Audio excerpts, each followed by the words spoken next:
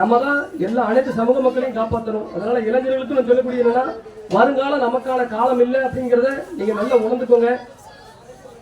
நல்லபடியா படிக்கின்ற இளைஞர்கள் நல்லபடியா படிங்க. பிற சமூக மக்களை எந்த காரணத்தை கொண்டு இழிவுபடுத்தி எங்கேயும் பேசிட வேண்டாம்.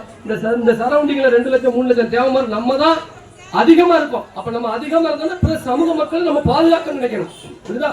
அவங்கள அவங்களாம் கம்மியா இருக்காங்க அப்படின்னு சொல்லி நம்ம எதுவும் எடுத்துருந்துச்சு அவங்களை பேசிடக்கூடாது, இழிவுபடுத்த கூடாது. பொண்ணு எடுத்து பொண்ணு கொடுப்போம்ல, அதுல மட்டும்தான் சாதி பார்க்கணும் தான் என்னோட கொள்கை. மற்ற இதுல சாதி பார்க்க கூடாது.